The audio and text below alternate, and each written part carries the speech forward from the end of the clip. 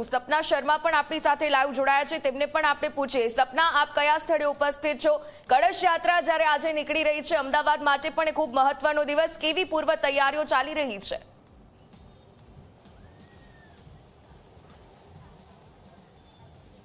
बिल्कुल थी उर्मिला, अत्यारे हाल मारी पाछळ दृश्यो आप जोई रह्या छो। आ ज कळश छे 108 जेटला कळश के जेमां साबरमतीना नीर भरीने निज मंदिरे परत लाववामां आवशे। वाजते ने गाजते जे शोभायात्रा छे ए जे रिवरफ्रंट बुदરના आरे छे त्यां सुधी पहोंचती होय छे અને અત્યારે એના જ દ્રશ્યો આપ જોઈ રહ્યા છો। આ દ્રશ્યો જોવામાં લાગે કે આ ગઈકાલની તૈયારી, પરંતુ ઘણી બધી તૈયારીઓ આ પહેલા ચાલતી હોય છે। પોલીસ પ્રશાસન હોય કે અમદાવાદ મહાનગરપાલિકા હોય, તમામ પ્રશાસન સાથે મળીને પૂજા વિશેષ કરતા હોય છે અને એના જ દ્રશ્યો હાલ આપ જોઈ રહ્યા છો કે તમામ જે સાધુ સંતો છે એમને પણ આમંત્રિત કરવામાં આવતા હોય છે અને જે લોકો છે આપ જોઈ શકો છો। પાછળના પણ આપને દ્રશ્યો બતાવી। આપ જુઓ કે હવે જે જળયાત્રાની પાછળ જે બગીઓ છે એમાં સાધુ સંતો બેઠા છે અને તેઓ પણ જે વિશેષ પૂજા અર્ચન થતી હોય છે તો તેમાં સામેલ થતા હોય છે। દૂર દૂરથી આજે સાધુ સંતો છે તેઓ આવ્યા છે અને સાંજે એટલે કે જ્યારે જળયાત્રા પૂરી થશે, ભગવાનનો જળાભિષેક થઈ જશે, ત્યારબાદ ભગવાનને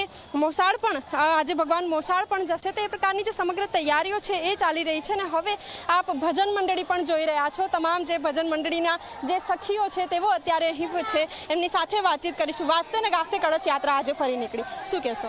કળશ યાત્રા એટલે જગન્નાથ ભગવાનની મિની રથયાત્રા। કશ્યપ ઋષિએ જે ગંગા અહીંયા ગુજરાતમાં ઉતારી એ સાબરમતીના નીરે અમે કળશ લઈને જળ ભરવા જઈએ ને એનાથી ભગવાનને અભિષેક કરાવીશું। એનો આનંદ અને ઉત્સાહ બહુ અલગ જ છે। કયું ભજન ગાઈને ભગવાનને રીઝવશો? ભજન ગાતા ગાતા આગળ વધી રહ્યા છો?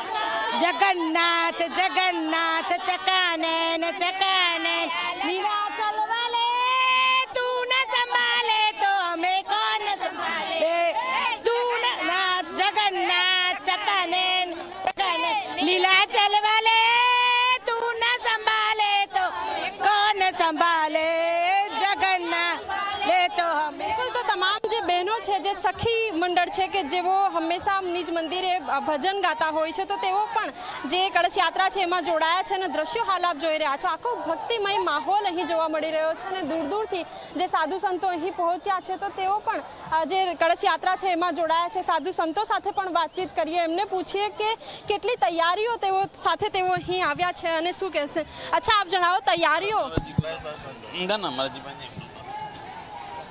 रथ यात्रा के पहले जल यात्रा का जो कार्यक्रम होता है, आज पूर्णिमा के दिन उसी वही कार्यक्रम है और उसी में हम सभी लोग यहाँ पर एकत्र हुए हैं। जय जगन्नाथ।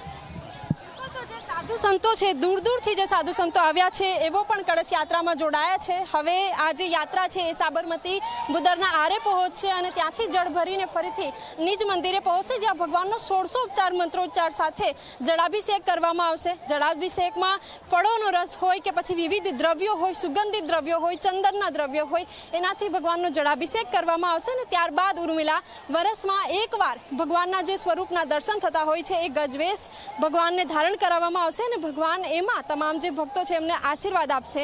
ત્યારબાદ ભગવાનને વિવિધ ભોગ લગાવવામાં આવશે અને ભોગ બાદ જે સાધુ સંતો છે 1000 જેટલા જે સાધુ સંતો છે એમને મહાપ્રસાદી પણ આપવામાં આવશે। જી ઉર્મિલા। બિલકુલથી સપના, આપ અમારી સાથે જોડાયેલા રહેજો, આપની પાસેથી વિગતો મેળવતા રહેશું।